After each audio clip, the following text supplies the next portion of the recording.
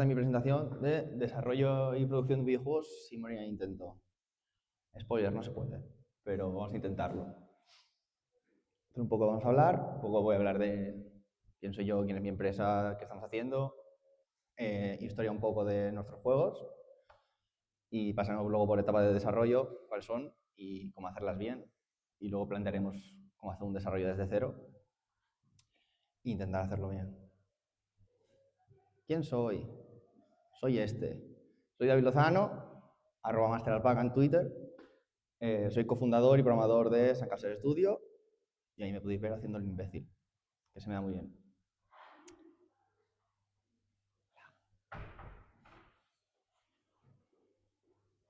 ¿Qué es Sandcastle Studio? Sandcastle Studio somos los desarrolladores detrás de Vertifred o Pan y Federico en castellano. Vertifred vendió en su día, bueno, en su día sigue vendiendo más de 900.000 unidades llevamos. Y ahora estamos trabajando en Naughty Gnomes, que es nuestro próximo juego, y esperamos que venda con unas 10 unidades, por favor, a poder ser. Estaría muy bien. ¿Cómo surgió todo? Este soy yo. Soy el programador del equipo, el equipo inicial. Y acabé la carrera de desarrollo de videojuegos en Barcelona, bueno, en Terrassa. Y nuestra carrera era diseño y desarrollo de videojuego, parecida a la vuestra, pero en la nuestra se focalizaba mucho más en programación. Este es Víctor, es el artista del juego, el principal, y hizo la carrera de diseño gráfico. Y este es Guillem, que es el de toda parte de diseño de niveles y audio, y dejó la carrera en el primer año. Entonces, ¿qué me refiero con esto? Éramos 3 personas cuando empezamos y solo yo tenía cierto nivel de experiencia en hacer videojuegos y ni siquiera había hecho un videojuego comercial nunca. Yo salí de la carrera y hice prácticas en algo que no tenía nada que ver con videojuegos, hice animación 2D y nos pusimos a hacer un videojuego los 3 juntos. O sea, ninguno tenía nada de idea de hacer videojuegos de forma real. ¿De cómo surgió? Un día, Ludwig, que no sé si sabéis quién es, pero es un youtuber estadounidense, subió este vídeo, que es un juego que le había hecho un fan, un juego similar a Jump King o Getting Over It. Pues un fan se lo había hecho para que jugara y tal, y jugó en directo. Y yo lo vi y justo estábamos pensando en hacer un jueguito, porque siempre hemos estado juntos jugando y pues nos apetecía hacer algo. Y lo vi y dije, "Buah, podemos hacer un juego como Getting Over It o Jump King, que es súper fácil de hacer". No. Y dijimos, ¿cómo lo hacemos diferente? Y dijimos, "Buah, pues para 2 personas, multijugador". Y pues esa misma tarde hice con Among Us las mecánicas principales del juego. Muchas son definitivas en el juego, otras se quitaron. Pero así surgió un poco todo, de ver un vídeo de Ludwig jugando un juego hecho por fan y decir, esto seguro que es fácil. Bueno. Así surgió Vertifred, que si no lo conocéis, el juego va de 2 pingüinos atados con una cuerda, el juego es multijugador, cada uno lleva un pingüino y el objetivo es subir la montaña y la gracia es que si te caes, pues vas perdiendo tu progreso porque es todo un mapa gigantesco, entonces cuanto más te caes, pues más progreso pierdes. Empezamos el desarrollo a finales de 2020. En octubre así tuvimos la idea, empezamos a desarrollarlo en noviembre-diciembre. Conseguimos publisher en junio-julio de 2021, porque conseguimos salir en la Wholesome Direct, que si no sabéis lo que es un evento que hay en verano, donde se enseñan juegos así cucos y cozies. Entonces conseguimos salir 15 segundos en ese evento y a partir de ahí nos vio un publisher, nos contactó y muy bien todo. Se hizo un TikTok viral en diciembre de 2022. Lo petó por ningún motivo. Alguien vio el juego, dijo, opa, qué chulo. Hizo un TikTok, al día siguiente tenía 11 millones de reproducciones y nosotros pasamos de 10.000 wishlists que llevábamos a 450.000 en 4 meses o 5 meses. Entonces, eso. No soy aquí un gurú de nada. Y lanzamos el juego el 23 de mayo de 2023. Y muy bien, la verdad funciona muy bien, ha vendido bastante bien. Y gracias a lo que ha generado Vertifred, pues ahora hemos podido expandir el equipo de esa casa de estudio y ahora somos 8 en total, con 0 años de experiencia en videojuegos. Rollo, absolutamente ninguno de nosotros, cuando entró en el estudio, había tocado un videojuego de manera profesional, nunca. Muchos son amigos nuestros que hemos ido contratando, algunos son compañeros míos de la universidad, otros son gente que hemos encontrado buscando ArtStation, gente que dibuja chulo. O sea, nadie tenía ningún tipo de experiencia en videojuegos y de momento no hemos quebrado. Entonces, bien. ¿Y qué estamos haciendo ahora? Ahora que hemos acabado con Pretty Fred y está ya más o menos finiquitado todo, estamos trabajando en Naughty Gnomes, que es un juego cooperativo para 4 jugadores, cada uno lleva un gnomo, os pegáis hasta mataros, y cuando se acaba la ronda, pues cada uno selecciona una mejora y el juego pasa de pegarse con objetos a explosiones y de todo. Wishlist, porfa. Eso es. Entonces, un poco, ¿qué somos en Sandcastles? Entonces, para que veáis un poco que somos bastante amateurs, rollo, ninguno tenía excesiva experiencia en nada, simplemente somos, al principio éramos un grupo de amigos que nos juntamos con el objetivo de quizá algún día trabajar de esto, y al final lo hemos conseguido a base de, pues, vete a saber qué. Entonces, un poco mi charla iba a ser tranquilizadora, pero no lo va a ser, rollo, si esperabais que os diga, todo va a salir bien, no, ¿vale? De hecho, everything is not fine, y está bien, ¿vale? O sea, yo en la carrera, cuando estaba en la carrera también pensaba, Buah, cuando hago un videojuego te relacionas con gente que sabe un montón de ayuda, hostia, es mentira. Ahora esto es algo que te das cuenta en cuanto avanzas un poco en cualquier terreno en la vida, pero seguramente ya en la universidad os habéis dado cuenta que vuestros profesores no tienen ni puta idea de qué están haciendo, pues se extiende a todo en la vida. Estos son algunas empresas con las que hemos trabajado, de las cuales os puedo decir que ninguna sabe qué está haciendo. Pero yo he hablado con gente que digo, ¿cómo? O sea, ¿cómo es posible que ciertas cosas estén pasando en Microsoft, que es una empresa súper pequeñita? O sea, es un constante recordatorio de que, pese a que penséis que sois adultos y los adultos lo tienen todo, saben lo que están haciendo, no es verdad. No es verdad, todo el mundo está improvisando y salen cosas bien de puro azar. Y sobre todo la empresa que menos sabe lo que está haciendo es Sandcastle Studio. Entonces, nosotros somos un grupo de mataos que nos reímos un montón en la oficina y hacemos juegos en nuestro rato libre. O sea, casi todo el rato en la oficina es insultarnos entre nosotros y programar de vez en cuando. Entonces, dicho esto, que es un poco presentación de lo desastre que es la industria del videojuego y el mundo en general, ¿cuáles son las etapas de un desarrollo? Esto es lo que debería ser un desarrollo de un videojuego, con los tiempos. Entonces, al principio tienes idea, haces una pequeña fase de preproducción, luego producción, final polish, lanzamiento y si post, pues hay que arreglar algún error o si hay que ampliar el juego. Entonces, esto es lo que debería ser. Esto es un poco lo más realista, que es tú tienes un montón de ideas. La producción está ahí, pero el polish final es horrible. Lanzamiento y no hay final del post. Rollo, tú puedes seguir actualizando el juego infinitamente o arreglando errores infinitamente y la preproducción. Sin embargo, aunque esto es algo más realista, realmente lo que suele ser en todas partes es más esto, ¿vale? Rollo, no hay ningún tipo de control en ningún lado. Entonces, si alguna vez estáis haciendo un proyecto y decís, qué mal todo, es normal, es lo que hacen la industria de videojuegos, o sea, funciona así. Entonces, vamos a ir intentando arreglar este descontrol e intentar hacer un juego desde cero, poco a poco. Ideas.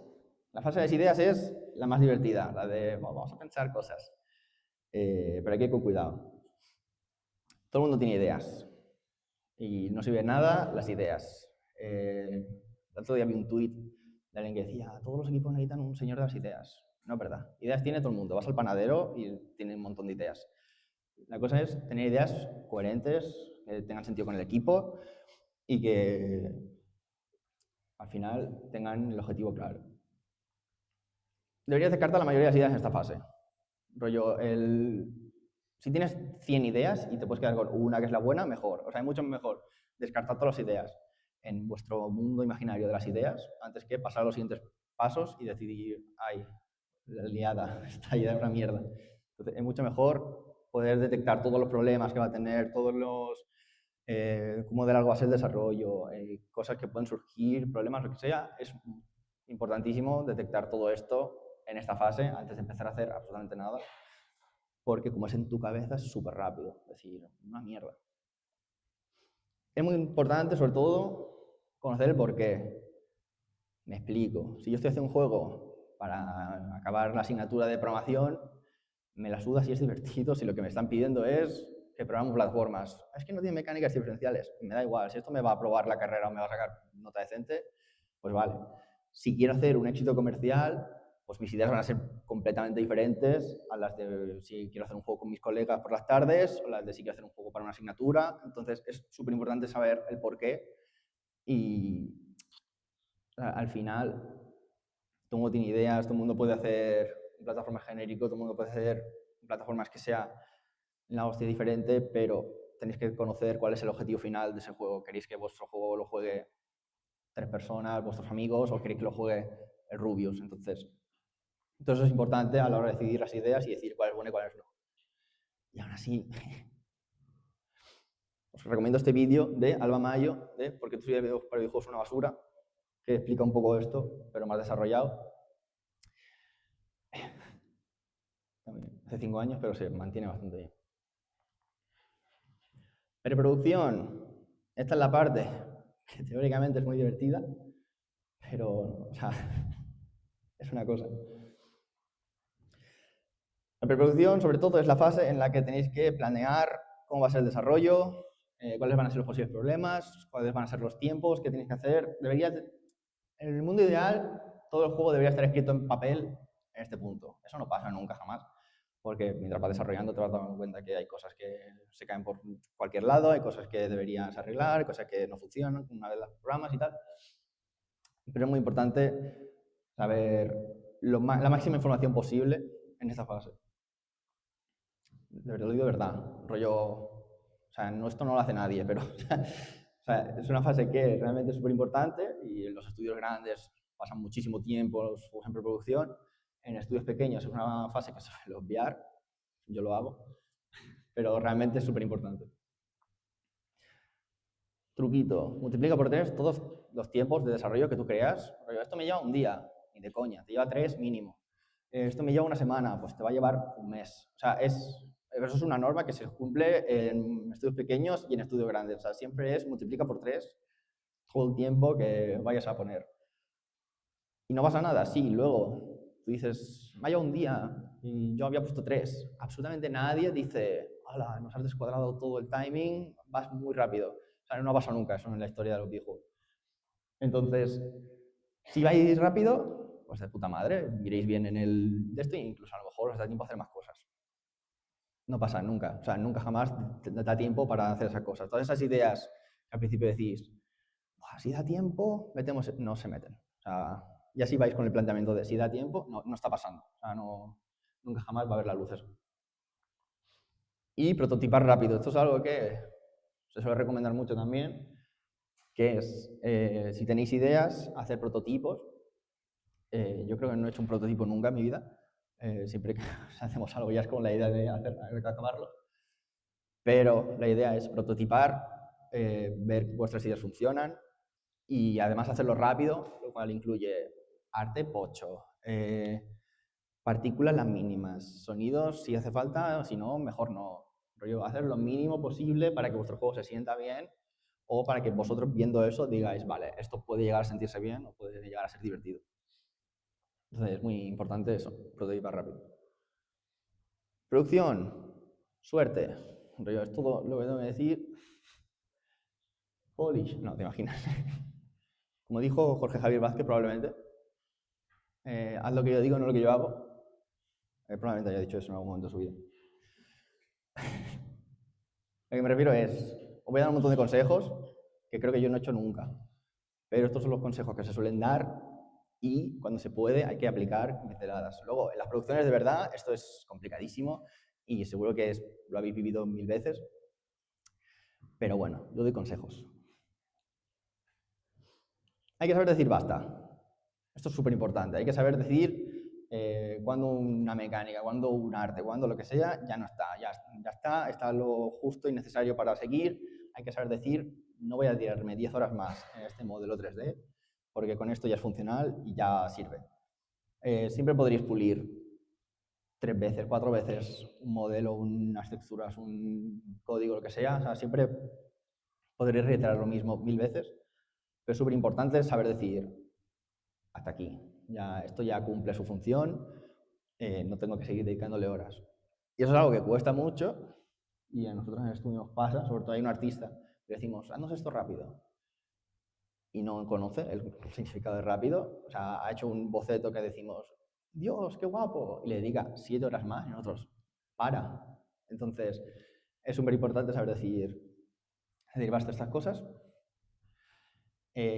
Priorizar es importantísimo. Como hemos dicho antes, de necesidades de, si sobra tiempo o tal, en vuestra cabeza, bueno, idealmente en un planning, pero bueno, va a estar en vuestra cabeza. Tenéis que tener ciertas tareas que, si no están en el juego final, no pasa nada, ¿sabes? Entonces, dentro de todo el contenido que vosotros queréis hacer, siempre hay cosas que, si no están, realmente no pasa nada. Entonces, siempre tenéis idea de cosas que podéis recortar, porque vais a ir mal de tiempo seguro. Vuestro scope se ha ido, en la fase de idea ya se ha ido de scope esto. Entonces, es súper importante, dentro de todas las cosas que queráis meter, que ya sabéis que no vais a poder meter, tener claras cuáles son las primeras que vais a descartar cuando no lleguéis, porque les pasa a todo el mundo. En los estudios gigantescos recortan todo, los estudios pequeños también. O sea, no hay universo, a no ser que tengas dinero y tiempo infinito y ganas infinitas sobre todo. No pasa, nunca metes todo el contenido que tú quieras en un juego. Entonces siempre hay un límite en el que hay que decir, esto no va a entrar. Tener claras tareas y dependencias. Es más fácil escribirlo que hacerlo. Pero sobre todo, lo de dependencia es súper importante, porque si yo estoy haciendo mis tareas y el de arte lleva esperando una semana que yo acabe una cosa que yo tengo prioridad última, pues el de arte no puede avanzar. Entonces es súper importante a la hora de hacer tareas. Muchos programas tienen que tú puedes hacer como varias tareas y decir, esta tarea depende de esta otra y no sé qué. No uso esos programas, pero dicen que están muy bien. Entonces, es eso, es tener muy claro quién está dependiendo de mi trabajo y priorizar eso. Y entender esto un montón, que el último 20% del desarrollo ocupa el 80% del tiempo. Programar, yo qué sé, un plataformas, facilísimo. Programar un buen plataformas, no tanto. Entonces, tener las mecánicas básicas, el arte básico, lo que sea, es súper rápido. Pulirlo, que quede bien, que tú dices, esto es nada, es lo que más tiempo ocupa.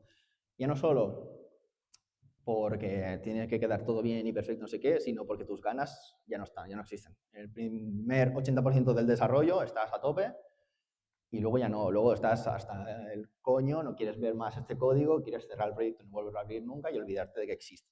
O sea, me pasa con todos los juegos, no quiero saber de pingüinos yo en el resto de mi vida. Pero aquí estoy, 2 años después, haciendo mierda de código para los pingüinos. Nos pasa a todos. Entonces, hay que saber, pues eso, que vais a estar un 80% del tiempo siendo miserables, haciendo cosas que no queréis hacer. Pero es lo que queréis, lo que tenéis que hacer si vuestro objetivo es acabarlo. Os recomiendo también mucho, no dan al botón equivocado, este documental, Psycho Odyssey, que es un documental que hicieron los de Double Fine, que son los creadores de Psychonauts. Está en YouTube, es larguísimo, son como 30 y pico episodios, y algunos son de 1 hora. Pero es un estudio AAA que ha documentado todo su desarrollo de Psychonauts 2 desde el inicio al final, y os dais cuenta, otra vez más, nadie sabe lo que está haciendo. Entonces, es un caos, crunchean, se gritan, lloran, hay despidos, hay de todo. Entonces, es muy buen documental para ver la realidad detrás de los juegos AAA y de los juegos grandes, que tú los ves y dices, hostia, qué bien ha salido este juego. Sí, pero detrás hay gente pasándolo fatal y siendo miserable. Entonces, es un poco lo que va a pasar si queréis seguir en esto. Por último, lanzamiento, felicidades, habéis acabado.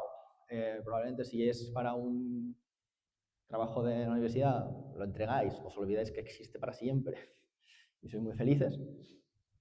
Pero si queréis publicar un juego, yo suelo poner, tenemos muy presente en la oficina este gráfico, que es el número de juegos que han sacado las empresas y el número de estudios indie, o sea, 38.000 estudios indie han sacado un juego. Solo 7.000 han sacado dos. Y la cantidad que no ha sacado ninguno no se ve aquí porque es imposible contar. Entonces, ¿qué ha pasado en este hueco? Uno, quiebran porque el primero no ha generado. Dos, se cansan. Tres, nunca pretendieron hacer dos. Lo importante es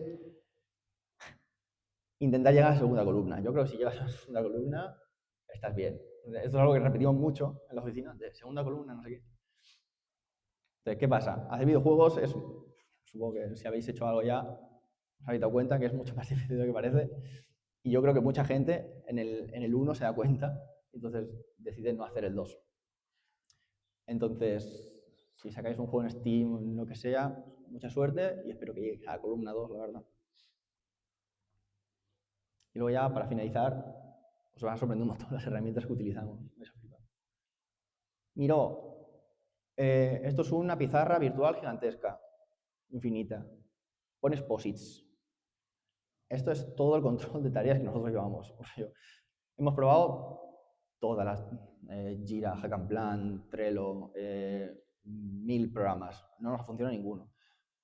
Un día encontramos Miro, que es poner posits. Entonces ponemos un posit amarillo. Si es amarillo es programación, por ejemplo. Si yo acabo esta tarea la pongo en blanco y está tirado en mitad de ningún sitio. Pero no hay control. Esto es lo que mejor nos ha funcionado nunca. Entonces, lo que quiero decir con esto es que tenéis que encontrar las herramientas que mejor os funcionan a vosotros. Si no es Jira, pues no es Jira, no pasa nada, no hace falta hacer un Trello para todo. Al final, si os funciona esto, os funciona. Si os funciona un Excel, os funciona un Excel. Si os funciona lo que más usamos nosotros, que es Discord, pues os funciona Discord. Todos los bugs los apuntamos en un foro de Discord nosotros que tenemos y lo vamos haciendo ahí. Las tareas las apuntamos en el chat de Discord y luego scrolleas para arriba a buscar qué había que hacer. O sea, al final es lo que os funciona a vosotros, aunque sea un caos. Si os funciona, está bien. Entonces, es mucho mejor tener un Discord caótico que no tener nada. Luego viene una empresa externa y nos dice, ¿tenéis sistema de reportar bugs? Y yo, ¿qué? Eso. Entonces, en definitiva, hacer videojuegos es un caos. No vengo a deciros una panacea de cómo hacer videojuegos, cómo ajustaros a los timings. No existe. Va a ser un caos ahora, va a ser un caos cuando empecéis a trabajar. Podéis hacer que sea lo menos caótico posible, intentando, pues eso, tener en cuenta bien los timings, multiplicarlos por 3, 4 si hace falta. Si veis que sois más lentos, si veis que la primera vez que habéis multiplicado por 3 no, pues multiplicar por 4 la siguiente vez. Hay que ir con margen para todo porque no vais a llegar nunca a ningún proyecto. Ni ahora en la carrera, ni cuando salgáis a trabajar, ni si estáis en una empresa AAA, nunca. Entonces, eso, el objetivo de todos al final es pasarlo bien y hacer el desarrollo de videojuegos lo menos caótico posible y disfrutar el intento y no llorar mucho. Entonces, eso es un poco cómo hacer videojuegos sin morir en el intento. Gracias.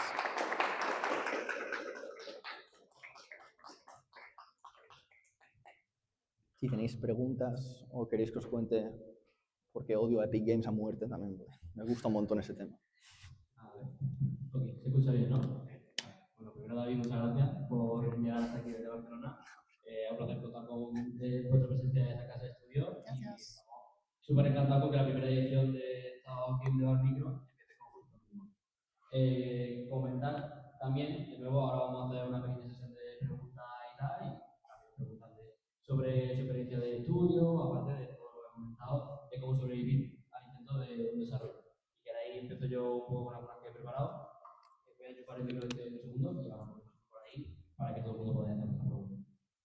Un segundito, porque esto cuesta mucho.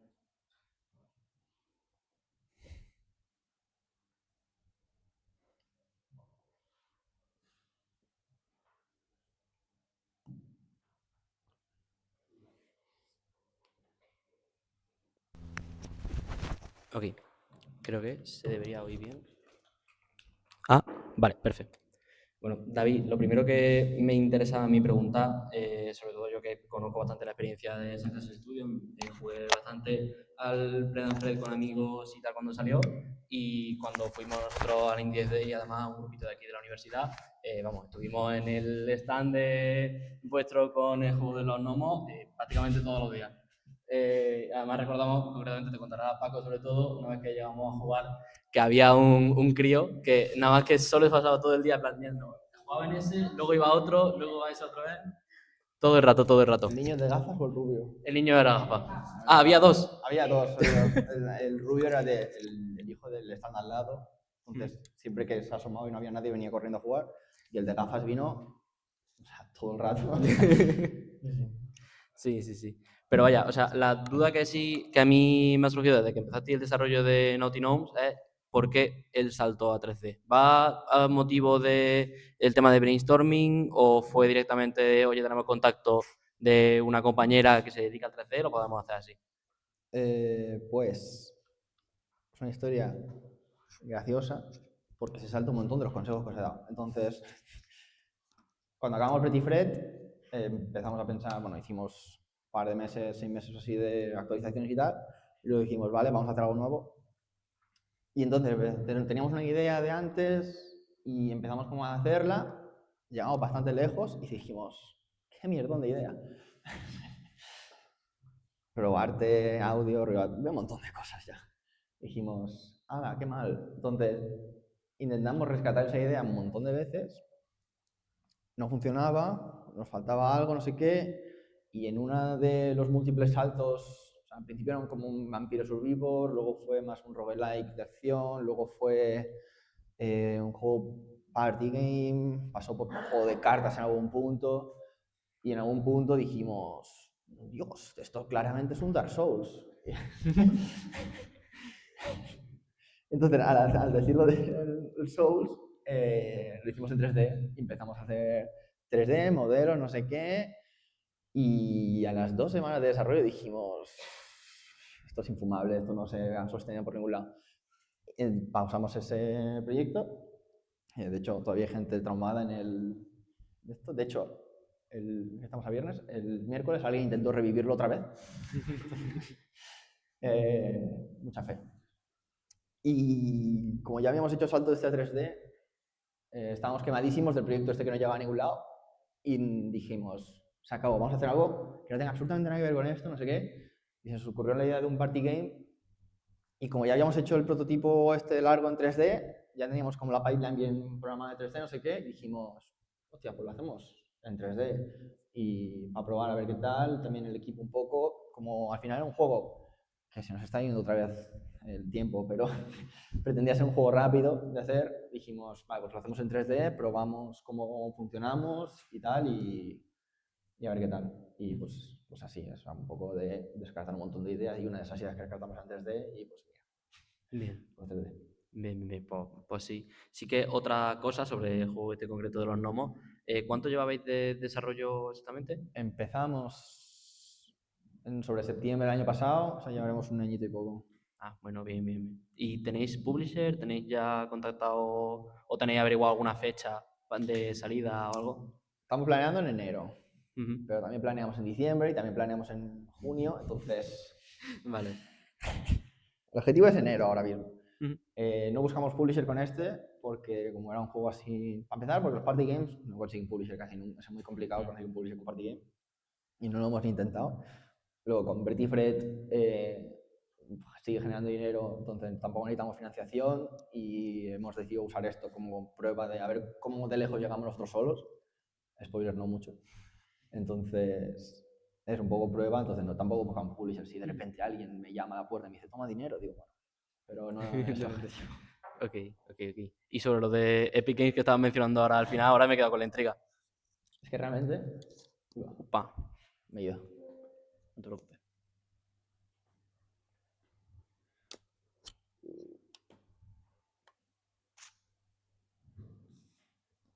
O sea, realmente tengo historias de terror de todas esas empresas.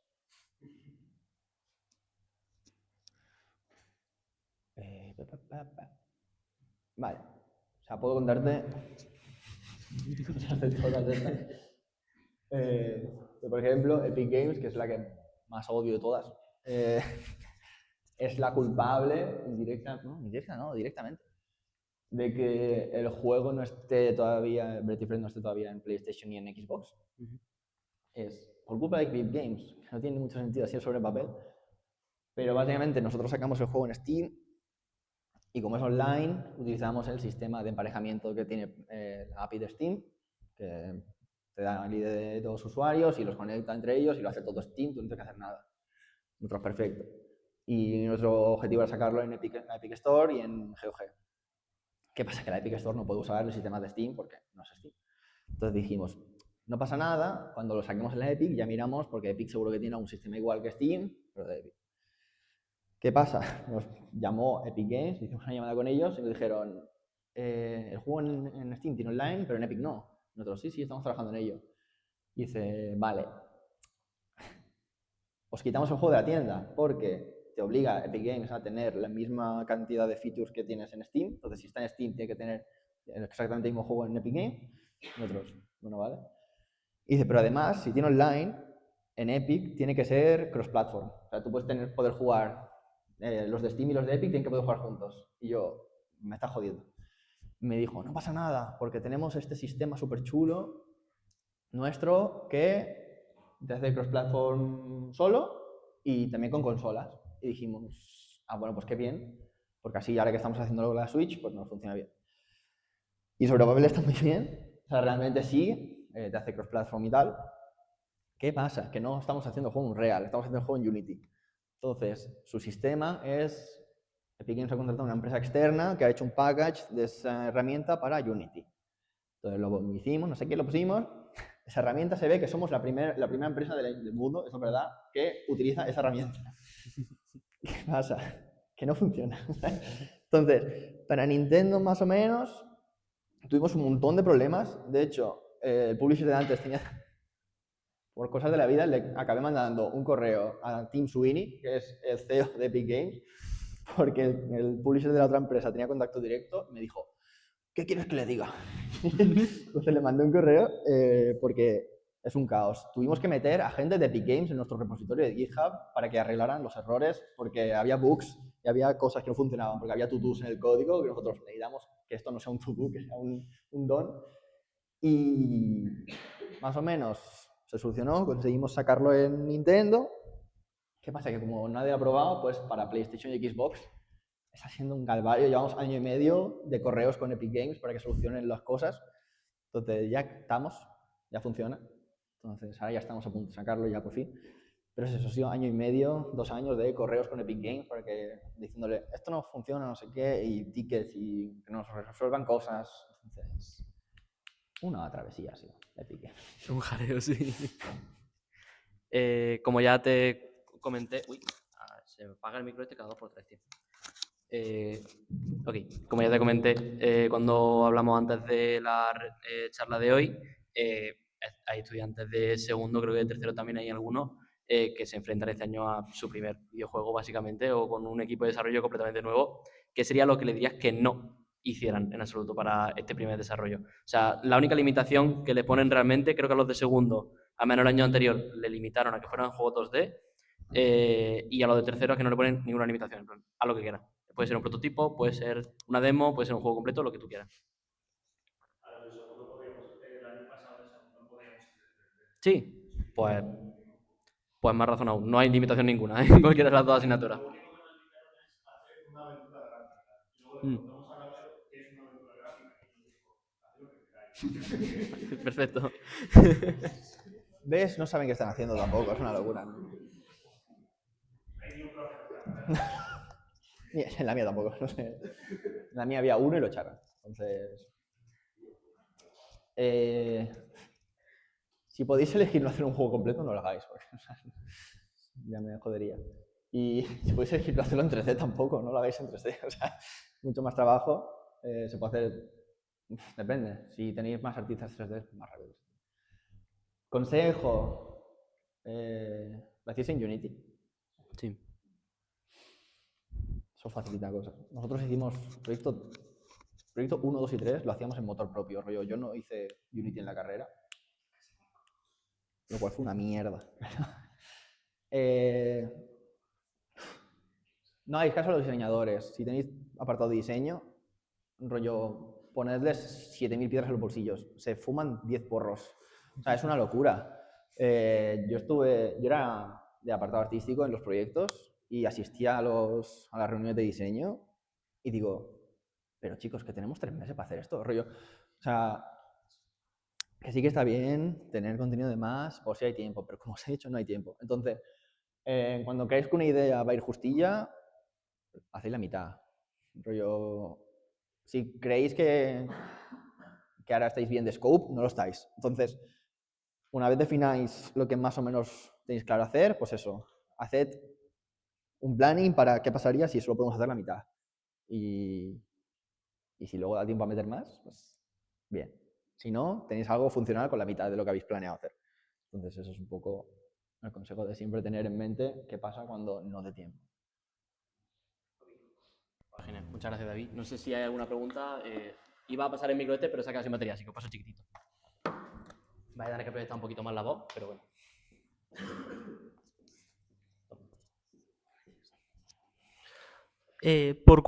¿Esto está funcionando? Sí, pero no se escucha por la voz, o sea, proyecta la voz. Ah, vale. ¿Cuál de los dos desarrollos dirías que ha sido más complejo a nivel de programación y de diseño? 100% Pretty Fred, pero porque no teníamos idea de qué estamos haciendo. Yo empecé Pretty Fred y no sabía programar. O sea, sabía programar, pero no había programado para un juego real nunca. Había hecho cosas de la carrera que al final haces deprisa corriendo y con 1000 parches. Pero Unity era la primera vez que hacía Unity para un videojuego. Y de hecho hacer cualquier cosa ahora mismo para Pretty Fred es un tostón porque no funciona nada y todo está con parches sobre parches porque no sabía programar. Entonces yo creo que Pretty Fred porque es eso. Fuimos aprendiendo a la vez que hacíamos el juego y se nota. Y sobre todo ahora si queremos expandir cualquier cosa, o sea, no se puede expandir porque está todo con parches sobre parches y cosas que no funcionan pero hacemos ver que sí y 1000 cosas. Entonces, el juego de Nomos ha sido súper rápido de hacer realmente, nos estamos poniendo más tiempo en pulirlo todo y que quede bien, pero el juego lleva hecho 3 o 4 meses ya, o sea, a nivel de programación. Entonces, eso sí, sobre todo Verti Fred fue lo más complejo, pero por eso, porque no teníamos ni idea de qué hacer. Gracias. Gracias. ¿Alguno de ellos más? ¿En qué países ha sido donde más ha vendido el juego, por curiosidad? Porque sé que los Fodian Games, que son los juegos estos que juega Ludwig, de Getting Over It y tal, son bastante famosos en la esfera estadounidense, pero en España no estoy tan puesto en el streaming, pero no me suena mucho que lo peten. Estados Unidos, 100% primero, luego China y luego no sé ya si Alemania o algún país europeo de estos. Pero sí, España está en el top 11, 12 por ahí de países donde más ha vendido Pretty Fred. Sobre todo, supongo que porque como nos conoce toda la industria del desarrollo español, pues muchos nos compramos los juegos entre nosotros. Entonces, pero sí, sobre todo a nivel estadounidense ha vendido bastante. Con diferencia el que más ha vendido. ¿Y os daría para hacer un tercer juego solo con lo que habéis generado? Con Sí, Brady sí. Fred. Sí. Sí, lo bueno y raro de Verti Fred, que no suele pasar con ningún juego, es que normalmente el 90% de las ventas que vas a hacer en la vida del juego las haces el primer año. Y nosotros no ha sido el caso, seguimos vendiendo bastante bien cada día y no sabemos por qué, pero no nos quejamos tampoco. Entonces, la verdad es que nos sigue generando dinero y menos mal porque no se va a estampar que flipas. Entonces, Vale. Gracias.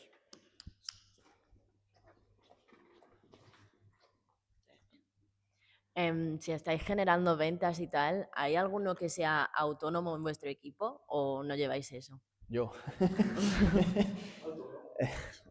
Autónomo societario, que es peor. Los 3 fundadores, como somos socios de la empresa, socios administrativos, los 3 somos autónomos. Pero hay diferencia entre autónomo de tú solo o autónomo para una empresa, que es autónomo de persona, que se llama, o autónomo societario, que es un poco lo mismo, pero pagas más si eres societario. Entonces, ¿Alguna duda de A autónomo? ver, ¿has tenido problemas en plan a la hora de hacer esos trámites y tal? O... Sí, por supuesto, porque aquí no encontré el logo del ayuntamiento de mi pueblo, pero... pero es otra historia. Consejo, si alguien quiere hacerse una empresa o autónomo, lo que sea, no lo hagáis nunca en verano. En papel, si queréis hacer, sobre todo empresas, uno, importantísimo, dejaros pasta en un gestor. Mucha pasta. Es muy importante estar seguro de que el gestor que estás contratando te va a hacer bien las cosas antes que coges uno barato y luego pagar en multa a Hacienda. Entonces, es lo que nos pasó. Eso primero. Dos, sobre papel, en teoría, si vais a hacer empresa, no sé si para autónomos funciona también, pero si vais a hacer empresa, cada pueblo, o si no se pone el pueblo al lado seguro, suele haber en el ayuntamiento puntos de emprendedor, que es un señor que tú vas y le dices que quieres hacerte una empresa, te rellena unos papeles y te lo hace a coste cero, y en lugar de tardar como un mes o algo así en tener la empresa, tardas una semana en papel. Luego no. Pero a nosotros nos pasó que fuimos a un punto emprendedor, hicimos todo el papeleo con un chico, este señor se fue de vacaciones y nos dejó con otra, esa otra se ve que no recibió lo que tenía que hacer, nos la lió que flipas, nos comimos 4.000 euros de multa de Hacienda porque por cosas que no debíamos. Luego intentamos reclamarlo, pero nuestra gestora también era mala, así que no lo reclamó a tiempo, entonces nunca nos devolvieron esos 4.000 euros, unas cosas. Entonces, eso, no lo hagáis en verano. Pero nos pasó también con el banco, que el banco es nuestro gestor, se fue de vacaciones también justo y estuvimos como hasta que volvió sin poder acceder a nuestra cuenta bancaria. Entonces, no lo hagáis en julio, agosto, hacedlo en marzo, no sé, en noviembre, nadie se va de vacaciones en noviembre, pues en noviembre está bien. Pero eso, para hacer empresas, eso, iros a un punto emprendedor, os lo hacen coste cero, bueno, coste cero no tienes que pagar al notario, que esto siempre cobra, pero no te cobran nada para hacer la empresa, sube rápido y si te toca a alguien majo, pues mejor. Nada. ¿Alguien más por ahí? En vuestro primer juego, ¿hubo alguna vez que quisisteis tirar la toalla? Y si es así, ¿cómo retomasteis para seguir? Por supuesto, y sigo queriendo tirar la toalla ahora que cobro. O sea,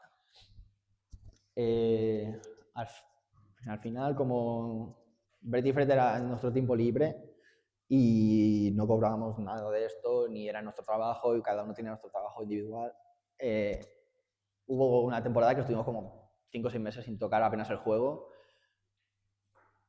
Y lo que nos sirvió a nosotros es, al principio del desarrollo, empezamos a subir vídeos a YouTube, devlogs, y entonces la gente empezó a seguirnos y ahora era como, vale, esto ya no es algo nuestro, hay gente que espera este juego, ¿no? Entonces era como presionarnos a nosotros mismos de hay que sacarlo porque hay gente que está esperando este juego. Luego también la presión de... Esto es tener mucha fuerza de voluntad, ¿vale? Pero si estás en un equipo, por ejemplo, yo muchas veces trabajaba porque digo, buah, es que mi compañero está trabajando y yo no, entonces voy a intentar hacer algo porque, para no hacerle el feo, ¿no? Entonces un poco fuerza de voluntad al final, y si no es vuestro trabajo y queréis tomar un descanso, hacerlo, es importante no quemarse, pero sí, constantemente queríamos tirar la toalla, o sea, es una cosa de desarrollo de videojuegos.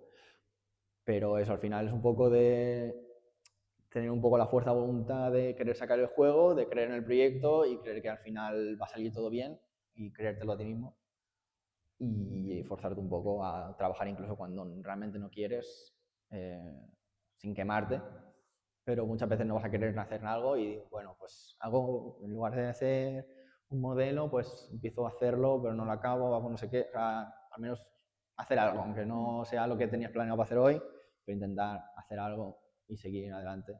O cambiar de tarea completamente, rollo, estoy hasta el coño de hacer modelos 3D, pues me voy a hacer textura, me voy a hacer no sé qué. Entonces, un poco, pero sobre todo es fuerza de voluntad, no hay otra cosa. O sea, si la mayoría de juegos ni siquiera salen a la luz es porque la gente dropea y pues no le apetece seguir y desaparece el juego para siempre. Entonces, si no quieres que te pase eso, pues toca comer mierda. Y en el tema de redes sociales y eso, ¿hay alguien que las lleve? ¿O era un poco que cada uno subía? Ahora hay alguien que las lleva. En su momento fue sobre todo yo, ponía como un tweet cada 2 meses. Y un poco, las cuentas las teníamos todos y si a alguien se le ocurría alguna idea de poner un tweet, pues allí, pero Reels no subíamos, TikToks no subíamos casi, era un poco descontrol, la verdad. Y eso, si de repente se me ocurría un tweet gracioso, pues entraba, jaja, y, y ya está. Pero redes es un tema que por eso queríamos contratar a alguien de redes, porque no nos gusta hacer contenido para redes y sabemos que es algo importante. De hecho, coño, todo el juego es famoso porque se hizo viral en TikTok. Si no se llega a hacer viral en TikTok, no estaría aquí yo. Entonces, es un tema complicado que a nosotros nos funcionó haciéndolo mal, entonces no te puedo decir que sea mi ejemplo. Gracias. ¿Cuánto tiempo le dedicabas al día a ese trabajo, a Fred y Brett? ¿A Pretty Fred o a mi trabajo de verdad? Bueno, Yo tenía trabajo de 40 horas semanales, rollo 8 horas al día. Y a Pretty Fred le dedicaba lo que podía, la verdad. Muchas tardes no me apetecía nada, entonces lo dejaba para fines de semana. Sí que para el final de desarrollo hacía casi más horas de Pretty Fred que de mi trabajo. Pero sí, el último mes que dejé el trabajo así estaba 16 horas diarias. Yo me levantaba, me sentaba en el PC, hacía cosas y me dormía. Pero el crunch está mal, chicos. Pero es un poco un par de horitas al día intentaba dedicarle, una horita, horita y media por las tardes, y si no, pues el fin de semana hacía un poco más, era un poco lo que intentaba hacer. Y si no, pues no, trabajaba y en lugar de trabajar, trabajaba en Planifer, eso también hacía. Pero no se lo digáis a... Yo sí que te iba a preguntar, además, comentaba antes durante la presentación que habíais pillado a una persona del equipo porque habíais mirado su ArtStation y demás, ¿no? O sea, ¿cómo fue el proceso de buscar concretamente? ¿Teníais una cosa en mente? ¿Buscasteis un artista que fuera más polivalente para que se pudiera adaptar a varias cosas? ¿O cómo lo gestionasteis? Literalmente queríamos buscar un artista y puse en ArtStation Pixel Art 3D Barcelona.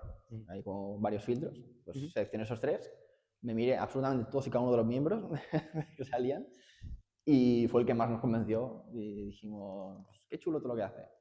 Y sobre todo nos convenció mucho porque tenía concept art de diseño de personaje que había hecho él mismo y a mí me flipa el diseño de personaje, si haces un buen diseño de personaje me has comprado. Y pues lo vi, no sé qué, lo pasé al resto del equipo y dijimos, qué chulo. Y lo contactamos y pues además justo estaba Open for Work y pues ya. Okay. Sí, sí, pero que ibais buscando concretamente un estilo artístico, ¿no? Y sí que crees que es más recomendado para estos artistas que intenten un poco promocionarse, ya que de la carrera van a salir muchos en ArtStation y otro tipo de páginas, que se centren en un estilo concreto o que muestren más un rango de todo lo que pueden llegar a hacer. Depende de cuál sea el objetivo. Si vuestro objetivo es trabajar en AAA, mejor especializarse en algo. O sea, hay gente en AAA que modela armas y es muy buena modelando armas de la Segunda Guerra Mundial. Y lo contratan para modelar armas de la Segunda Guerra Mundial y no hace otra cosa que modelar armas de la Segunda Guerra Mundial. Ahora bien, si queréis trabajar en juegos en empresas más pequeñas o doble SaaS o indies, que sepas modelar armas de Segunda Guerra Mundial, no me importa. Entonces, es un poco el objetivo al final. Si es eso, AAA, pues os enfocáis full a algo. Yo quiero ser concept artist, quiero ser modelador de escenarios, modelador de personajes. Pues full ArtStation. ArtStation lo que más va a mirar, tanto en indie no sé, pero en AAA sobre todo se mira el ArtStation y cuando me mandéis correos o lo que sea, siempre el link al ArtStation, lo que sé, porque me han mandado currículum muchas veces de artistas sin portfolio. Yo, vale. Pero si queréis trabajar para equipos más pequeños, más indies, pues sí que cuanto más abarquéis mejor, porque al final tenemos 2 artistas, bueno, 3 artistas ahora, pero al principio nuestro artista hacía modelos, pixelar, todo lo que UI, o sea, era un poco todo para él. Y ahora sí que dividimos un poquito más las tareas, pero al final todos nuestros artistas hacen un poco de todo, hacen concept, dibujos, entonces en indies como el equipo no es tan grande, pues al final acabas haciendo multitareas. Entonces, un poco eso, decir qué queréis hacer en la vida y enfocaos a eso. Ok, gracias.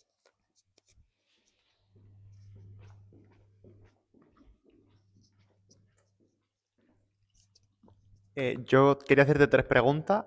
La primera, ¿por qué está el logo de Atari ahí? La segunda, ¿cómo surgió la idea de los gorritos de No Monel en Barcelona? Y la tercera, ¿quién fue el iluminado al que se le ocurrió el maldito caracol bomba y por qué es tan pequeño? No se ve. Vale. Tío, me mató Voy a empezar al revés, porque la Atari es la más interesante. El caracol se nos ocurrió, como se nos ocurren casi todas las ideas, que es alguien pone un mensaje imbécil por Discord y nos hace gracia, ¿sabes? Y pues un día estábamos pensando mejoras y pues no sé a quién se le ocurrió, pero dijimos, ¡buah! Lo del meme del caracol este inmortal que te persigue y si lo tocas te mueres. Es que mejor quiero que lo cogiera. No hagas caso a los niños de los stands. No hagas caso a los niños. Yo primero soy Y de ahí surgió el meme del caracol este inmortal y pues nos hizo gracia. Hay un par de mejoras también que son de memes, de nos hace gracia, no sé qué. El taxi surgió, el taxi surgió de malinterpretar lo que quería decir uno de nosotros. O sea, alguien puso por el chat de Discord llamar a un taxi en referencia al saludo fascista, ¿vale? Rollo, no sé qué conversación estamos diciendo de fascismo y alguien puso, sí, llamar a un taxi. Siguiente mensaje, ¡buah! Una mejora que llamas a un taxi. y dijimos, qué chula, y ahora está en el juego. Y muchas de nuestras ideas son eso, de que decimos una tontería, nos reímos y decimos, ja, si nos hace gracia a nosotros, a alguien más le hará gracia. Y le acabamos metiendo en el juego. Luego, los gorritos los hizo nuestra artista, Belu. Fuimos a la Guadalindi de Málaga y ella dijo, ¡buah! Os he preparado gorritos para llevarlos puestos todos y así, porque mucha gente se disfraza para tener stand en eventos estos, pues había unas chicas que llevaban una bombilla siempre en el pelo, luego había una foca gigante por ahí dando vueltas. Y dijimos, Belu dijo, bueno, os he hecho gorritos y los llevamos todos, no sé qué.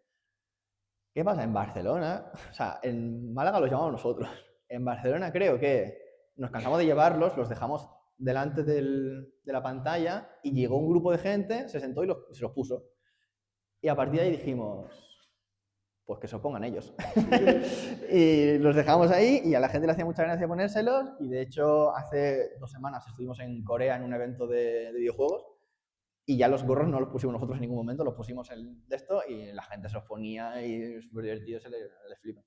Y al final siempre da para la foto final de todos con el gorrito, no sé qué, que fue un poco sin querer, rollo. Era gorros para llevar nosotros y a alguien le hizo gracia ponérselo él y pues a partir de ahí todo el mundo se los puso y pues así surgió un poco.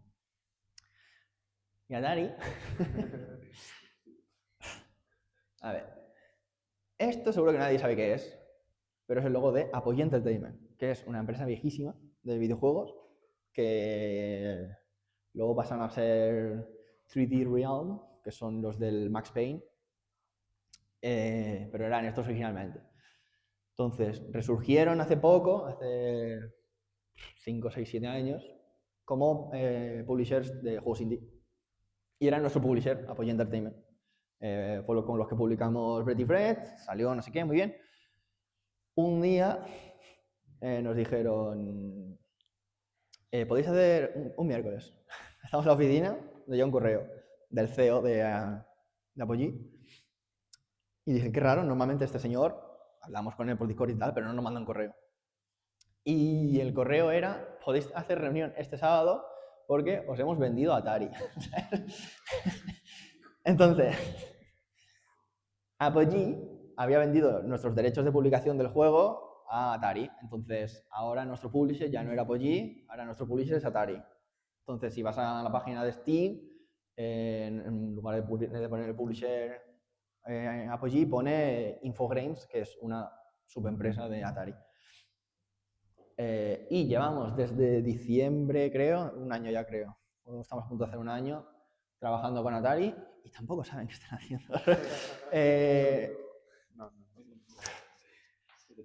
Desde meses que estuvimos como casi 3 meses sin cobrar un duro porque vete tú a saber qué, porque no nos llegaba dinero y tuvimos que contactar con el CEO de Atari en Francia para, por favor, nos podéis pagar de una vez. hasta intentar quitarnos promociones. Por ejemplo, ahora en diciembre vamos a entrar, si vais a Londres alguno, en diciembre, del 1 al 14, en 17 estaciones del metro de Londres va a haber anuncios de Bertie Fred. Por ahí, está muy chulo. Y me contactaron a mí los del metro de Londres para hacer la promoción, no sé, no sé qué, y yo, vale. Y yo le dije a Atari, el publisher, dije, oye, me han contactado estos, ¿queréis ayudarnos a pagarlo? Porque la verdad que era dinero. Y digo, si queréis ayudarnos bien, si no, pues lo hago yo. Me dijeron, sí, sí, no sé qué. Hicieron una reunión, hicimos una reunión yo, los de Atari, en Metro Londres, y en la reunión esa nos dijeron, buah, pero es que en verdad Bertie Fred no encaja, ¿no? Para esta campaña tenemos otro juego que encaja mejor. Y en plan... y yo, pero, o sea, esa discusión no estaba sobre la mesa. Nada, al final les dije que Atari que a la mierda, entonces lo estamos pagando todos nosotros. Pero eso, que publisher regulero, Atari, entonces si os contacta Infogrames mejor, no. Pues, otra de las empresas que no sabe qué hacer. Atari, por cierto, por ejemplo, Atari Apogee, llevamos 3 años, creo, que pidieron unos peluches de Bertie Fred. Y esos peluches, hace 3 meses o 2 o 3 meses, se confirmó que se han perdido en nadie sabe dónde. Rollo... Se hicieron unos peluches, tengo fotos del prototipo, yo nunca los he visto en persona, pero se ve que los llevaron a Pensilvania a que los testearan, porque como son peluches tienen que mirar que sean a prueba de niños y no sé qué. Entonces, en el traspaso de hacerlos en China a llevarlos a Pensilvania, en algún punto de eso se han perdido. No sé si está en un container en mitad del océano, si está en Pensilvania en algún punto, no sé qué. Se han perdido para siempre. Entonces, sí, tenemos como un montón de historias desastrosas con el desarrollo.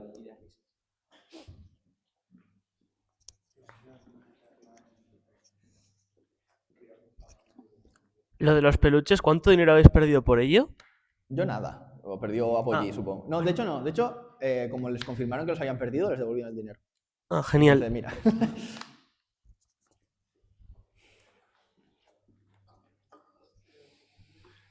¿Cuánto tardasteis desde que, bueno, supongo que desde que dejasteis del todo el anterior trabajo hasta centraros en este? ¿Fue a raíz del vídeo viral o...? Eso es algo que es muy importante, es no dejar vuestros trabajos hasta que sea absolutamente seguro y aún así lo pensáis. Yo cuando dejé el trabajo lo dejé en marzo, el 1 de marzo ya no estaba trabajando, de 2023, y el juego salía en mayo, rollo.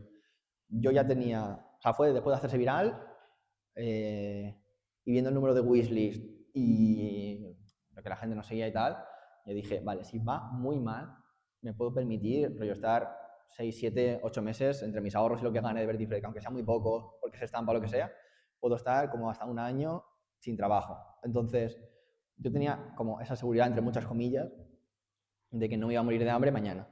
Entonces, y de hecho, yo dejé el trabajo en marzo, Guillem lo dejó en enero, pero porque ya estaba, tampoco era un trabajo full time, era un trabajo de fines de semana, un par de horas, o sea, tampoco le supimos mucho. Y Víctor no dejó el trabajo hasta 3 meses después de salir Bertie Fred. O sea, nos aseguramos mucho de estar 100% seguros de que no nos íbamos a morir de hambre antes de dejar el trabajo. Y otra pregunta, ¿cuánto tiempo de vida calculáis que tenéis con el dinero que os genera ahora mismo Bertie Fred para este segundo? Aunque sé que queréis en enero o para un tercero. Si no empezamos a gastar como locos, yo creo que añito y medio más, si ya no generamos nada más de dinero con Bertie Fred, yo creo que entre 1 año, año y medio podemos estar con el dinero que tenemos ahora mismo generado por Bertie Fred. Si mañana de repente genera 0, pues creo que podríamos estar año y medio. Y la última, ¿os ha dado sois 3 socios, os ha dado para repartir beneficios antes de salir? Antes No lo de hemos hecho, contratar? no, o sea, podríamos haberlo hecho, pero hemos decidido simplemente cobrar un poco más, pero preferimos tener como dinero en el banco ahorrado para mantener la empresa más tiempo antes que llevarnos ahora un pico y que en 3 meses tengo que cerrar la empresa. Ya que se ha hablado antes de las facilidades o sea, facilidades no, las herramientas que tienen los artistas para darse un poco a conocer con lo de ArtStation y tal, para otro tipo de, o sea, de gente como los programadores o la gente que hace sonido tal, ¿tienes alguna recomendación o algo para...? Porque es un poco más difícil en mi opinión. Sí que es verdad que la programación GitHub es triste, pero GitHub y sobre todo lo que la gente busca en Triple SaaS y es lo que te interesa es 100% que tengas proyectos en tu tiempo libre.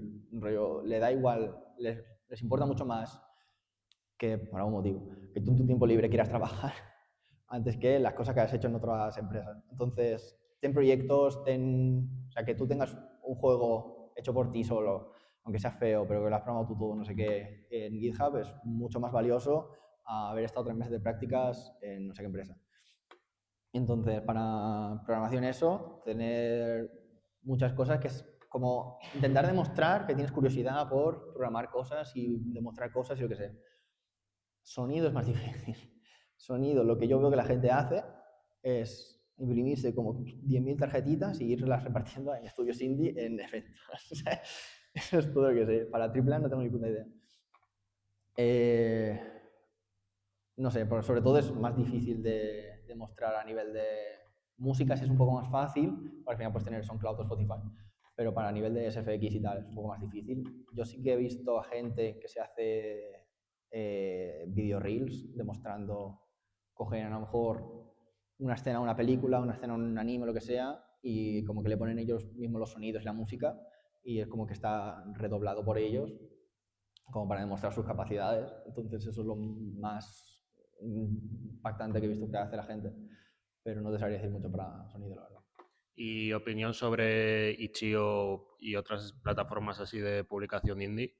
Sobre lo útiles que pueden ser realmente. O sea, nada. A nivel de ventas, cero.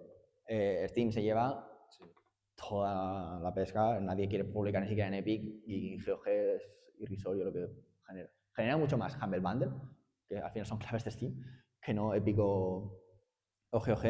Itch.io no lo hemos subido.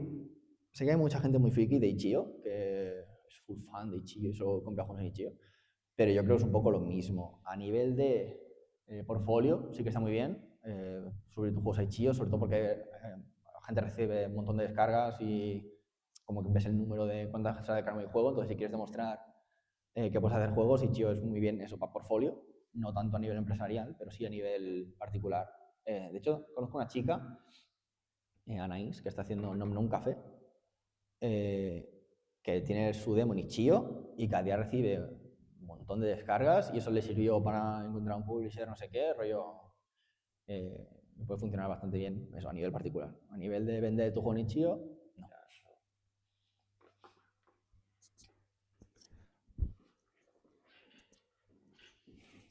De las 480.000 wishes iniciales de Breath and Fred, más o menos se cumplió la tasa de conversión del 10% que se suele hablar, o ha sido un caso muy especial y se ha alargado más en el tiempo. Ahora mismo, claro, es que al inicio no, rollo, no sé, cuando el 10%, la primera semana es, o algo así. Sí, algo así. Creo que no. ¿No? No, ahora creo que no. La cosa es que conseguimos un montón de wishlists después de sacar el juego. Rollo, ahora mismo llegamos a 900 y pico mil wishlists en algún punto, y eso después de restarle todas las ventas. Y ahora estamos empezando a bajar wishlist, implica que se lo está comprando más gente de la que lo está añadiendo a wishlist, pero rollo, el juego salió en 2023, rollo, 2 años y medio después, ahora empezamos a bajar wishlist. Entonces, si vas al factor de conversión, creo que ahora mismo está en un 13-14%, de 13 y 15% de gente que se lo mete a la wishlist y lo convierte en ventas, o algo así es. En caso de estimaciones, sí que recomendarías tomar ese 10% al menos de forma estándar y luego ya si tienes suerte. Sí, lo que es eso. Por ejemplo, nosotros no cumplimos mucho ningún... Ese quizás es el que más cerca estamos, pero por ejemplo, todo eso de calcular ventas a partir de reviews positivas, lo multiplica por no sé qué, no cumplimos eso para nada. Yo no sé si es multiplicarlo por 10 o por 5, nosotros tenemos que multiplicarlo por 25, una cosa así. Hay como varias métricas más de estas que nosotros no cumplíamos y de hecho si te vas a Steam Database que puedes ver más o menos la estimación de ventas o algo así, vamos como 300.000 por detrás, por delante de lo que ponen en Steam Database. Entonces, no sé cómo de acuradas son estas cosas, pero nosotros en el caso de conversión sí, más o menos había un 15%, entre 13 y 15, por ahí va, creo. ¿Alguna preguntita más? No. Pues genial, David. De nuevo, muchas gracias por la presentación, por la charla y por estar aquí con nosotros aquí en Burgos. Muchas gracias a todos por venir a la primera edición de los Games de al Micro. Esperamos hacer uno mensualmente, sí que ahora en diciembre y en enero. Seguramente no hagamos a finales de enero, muy a finales, teniendo en cuenta que al final casi todo el público que estamos aquí somos estudiantes universitarios y estaremos de exámenes. Pero vaya, la idea es que esto siga para adelante, podéis ir proponiendo diferentes temas que os interesen para las siguientes charlas a la propia cuenta de Burgos Gaming Club. Y nada, de nuevo, muchas gracias y nos vemos a la próxima. Gracias.